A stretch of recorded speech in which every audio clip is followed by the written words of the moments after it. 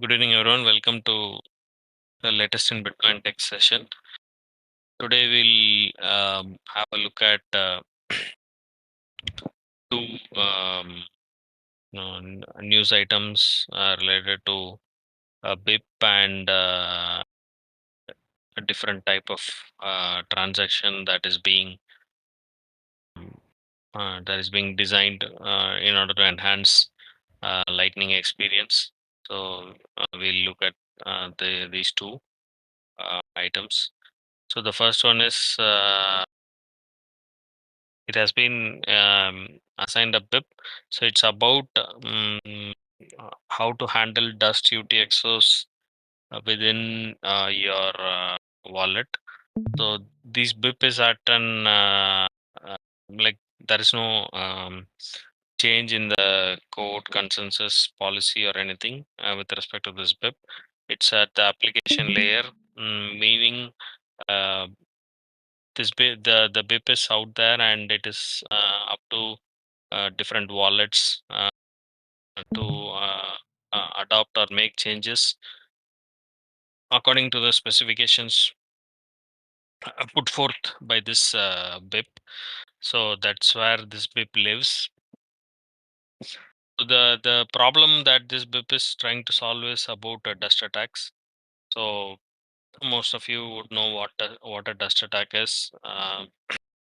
An attacker will send you some tiny random somebody will send you random tiny UTXOs to your address, and uh, the hope is that you will spend you will think that it's free money or free UTXO, and you will spend it along with some of your own larger UTXOs. So what does this give the attacker is that it gives attacker information that can enhance common input heuristics. Means now that you have spent this dust UTXO with your own input, maybe you used 2-3 of your own inputs along with this dust UTXO. So now the attacker gets to know that these three inputs belong to you. He might not know who the U is, but he can um, uh, he can build or improve upon the common input ownership heuristics. Uh, if at all your address has a KYC linkage, then he can easily put he can reveal the or he can uh, collapse the pseudo anonymity and attach a real person's name or KYC details to that particular address, and he can keep um, tracking those addresses henceforth. So this is the primary attack mechanism of dust UTXOs. So everyone has to be aware of it, and whenever there is some random small UTXOs that are coming into your wallet, you should uh, think twice and be wary of what it is. So this is a dust attack. So what exists right now in order to handle this attack is not in any way structured. Uh, it is a hodgepodge or collective of different best practices or different techniques that you will have to handle yourself in a sort of a semi in a sort of a manual fashion at different layers. Um, so at the node layer, there is some policies in order to that helps you limit um, relaying of these dust outputs itself. But this is a very wide-ranging uh, policy lever that that is not largely aimed at protecting your privacy or helping you fend off dust attack, but it is largely aimed at preventing the creation of uneconomical outputs. So so that is the only existing solution uh, at the node level. Uh, then at the wallet, uh, then at the wallet or UX level, you have then at the wallet or UX level. So so at the node level, there is this dust limit that is largely aimed at preventing the creation of a lot of uneconomical outputs. And at the wallet UX level, there are no specific um, features that help you isolate or prevent you from spending it. You have to be careful by using or exercising coin control, and also labeling different UTXOs as do not spend. So thereby you can isolate or sanitize some suspicious dust UTXOs. You'll never really know whether that dust output was malicious or not. Most likely, if somebody randomly sends you a dust UTXO, it is likely to be malicious. So at the wallet UX level, you can only add labels to those UTXOs so that you don't accidentally spend them along with your other UTXOs. So that's at the wallet UX level. Um, and at the coin selection algorithm level, within the wallets itself, there are mechanisms which prevent the algorithm from choosing small uneconomical UTXOs to go into a spend. So these kinds of mechanism also exist that sort of prevent um, the selection of these kinds of small dust UTXOs. Uh, and there is then there is a manual process where you will have to periodically check you'll have to periodically check your UTXO set in your wallet and figure out uh, very low value output UTXOs in them, and also check whether they were sent to you or it was created by your own spending. Uh, if it is your own spending, then it doesn't carry any attack risks. But if it was sent to you by someone, then it most likely is an attempt to chain analysis is an attempt to perform chain analysis on you. So when it comes to manual cleanup, you'll have to periodically go through your UTXO set in your wallet, and then you'll have to decide which one is a threat and which one is not. So, so these are all the existing options that are currently available for an average user to handle dust attacks, and most of them require you to have some good knowledge about the some good requires you to have some good knowledge about UTXO management, about coin control, about labeling within your wallet and stuff like that. So so this is the existing problem, and there are solution. The BIP 451 is a solution or a framework that has been put forth in order to solve this issue. So basically, what BIP 415 proposes is that you go about collecting all your dust UTXOs within your wallet and create a transaction such that there is only one output in the transaction, and that output is now returned with a value of ash, meaning you are turning these dusts into ash, and it's a zero sat output, which also means that you are giving away all these dust outputs value or sats as minor fees. So this is the basic idea behind BIP 451. So BIP 451 describes or defines this transaction structure.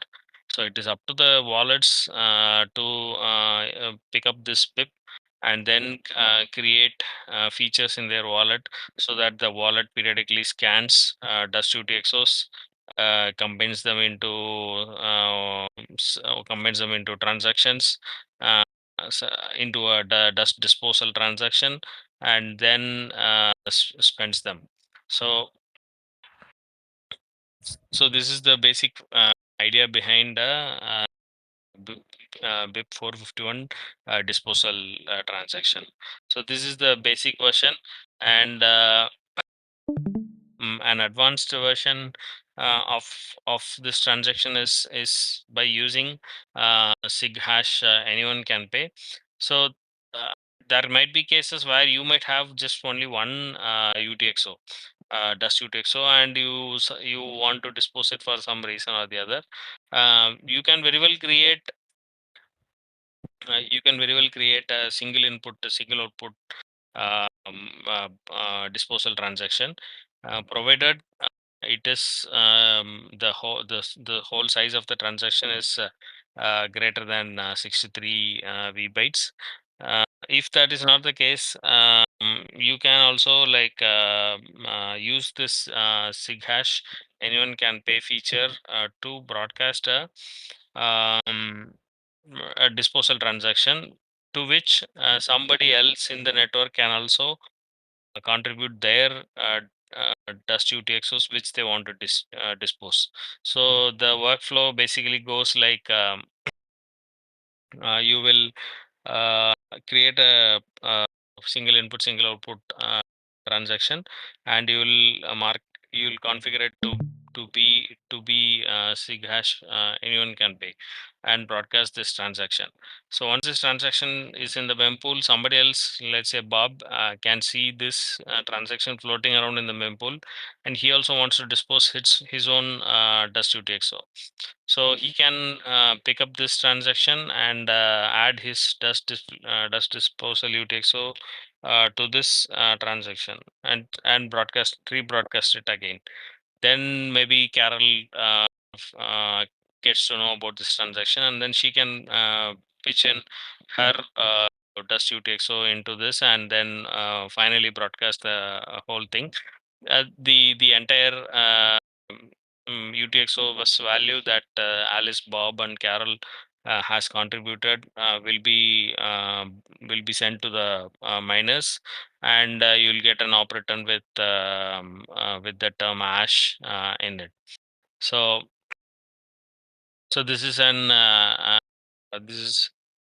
public version of the dust disposal transaction that is proposed by the BIP.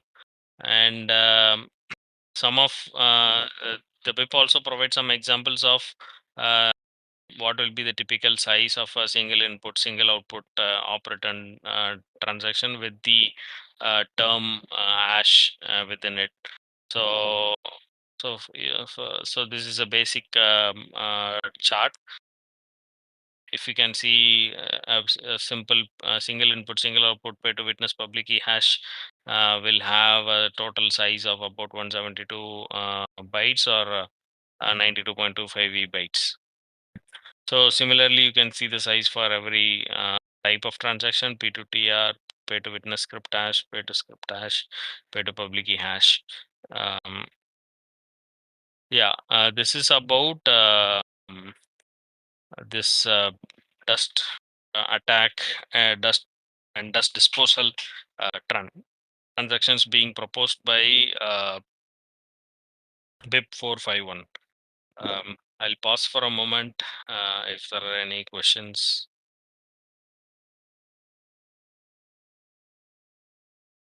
Bala, can you go down? I had one question.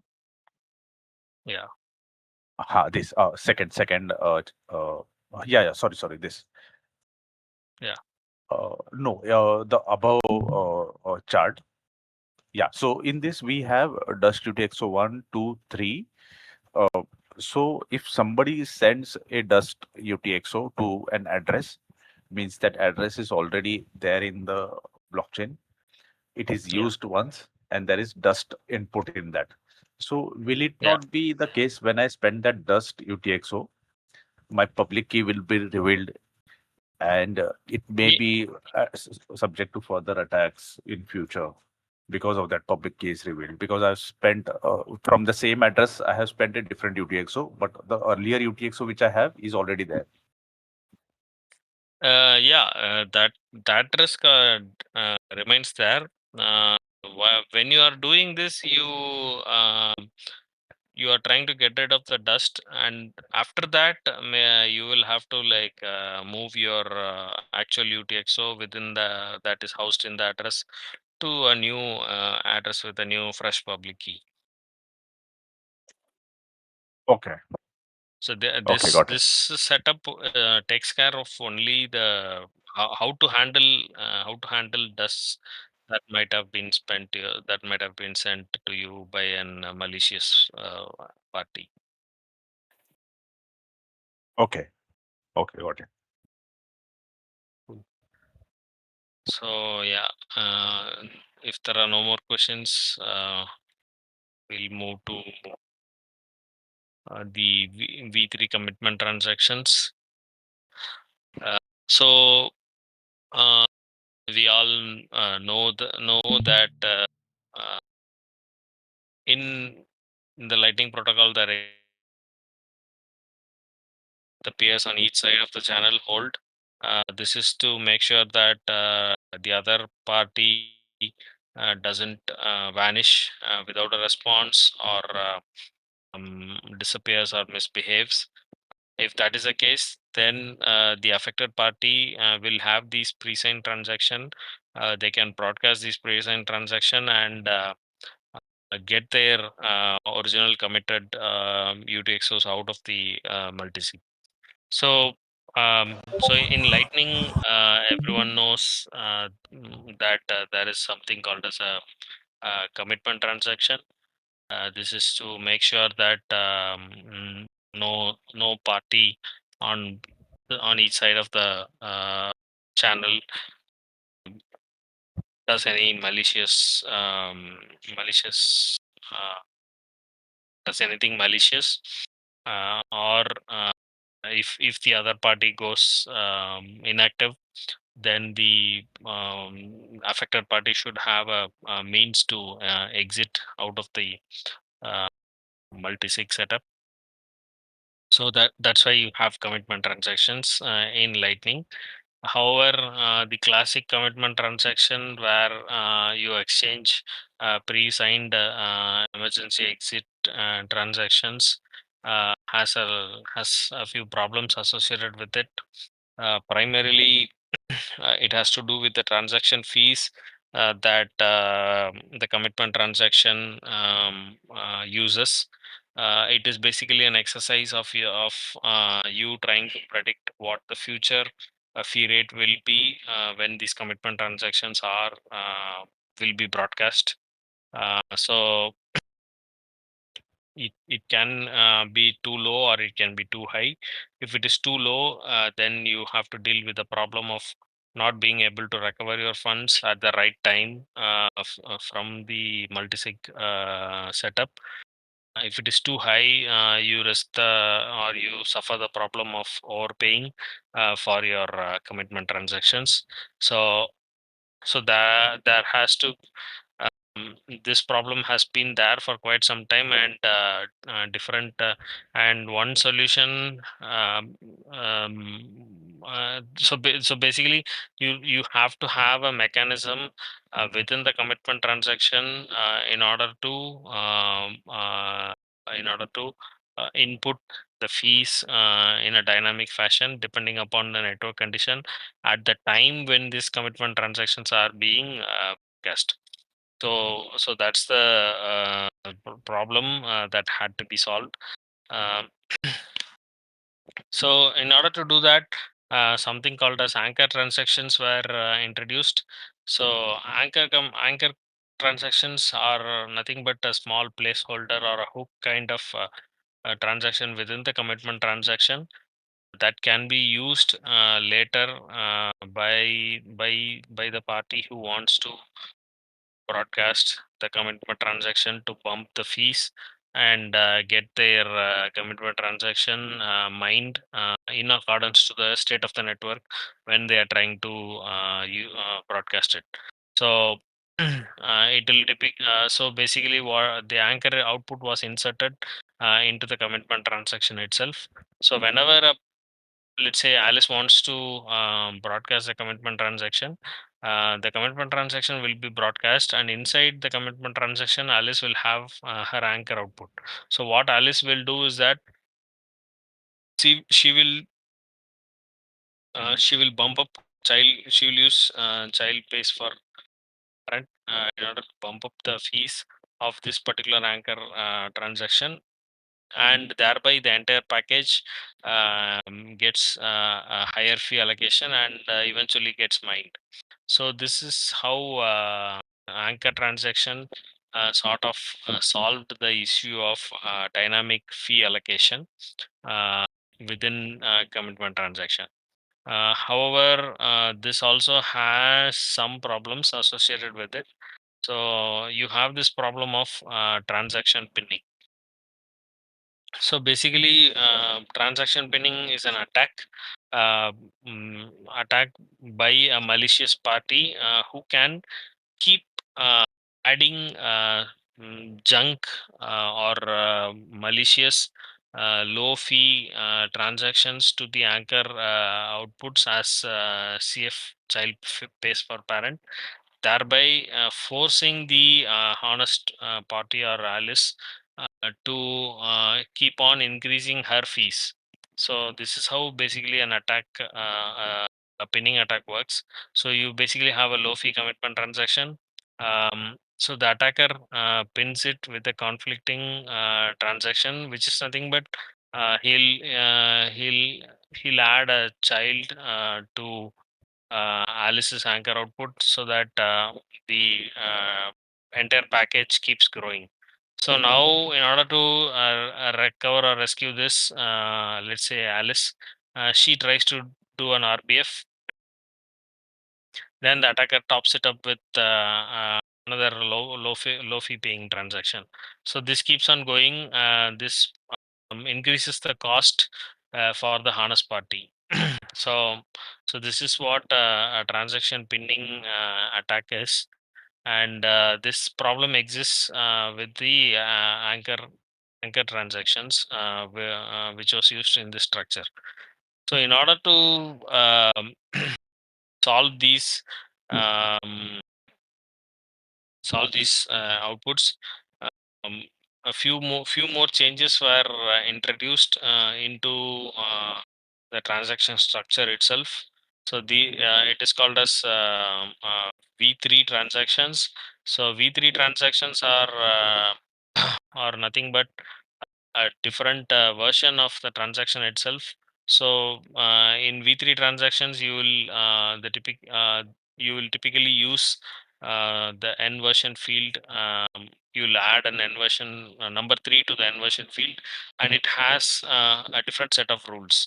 So when you use a version 3 transaction, so these version 3 transactions are defined in BIP 431, and they are called as truck transaction. So truck stands for topologically restricted unit confirmation policy rules, which is nothing but a modified rule set for how you can how you can nest transactions, and how the mempool views a transaction and its package surrounding it, how it views a particular transaction, its child, its parent, its grandchild, grandparent, etc.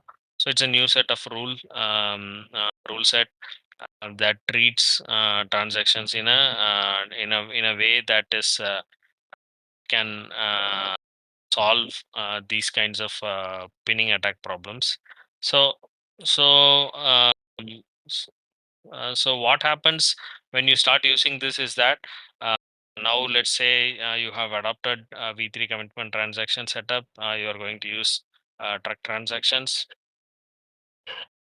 So your commitment transaction itself is a truck transaction, it uses n version equals 3, and it follows all the rules that is applicable to a truck transaction. So here you will have you'll have a commitment transaction and a small child. So in this case, according to rules of a truck transaction, a parent can have only one unconfirmed child, and if the attacker tries to attach a low fee child, the honest party doesn't have to fight the entire descendant forest. According to the rules of the truck transaction, he can replace only the attacking transaction. So when there is something called as a V3 commitment TX with an attacker's child attached to it, now the harness player doesn't have to pay a fee that is more than this combined package. All that he has to do is attach a honest higher fee paying child to this. He can in a sense ignore or chop away this small attacker child.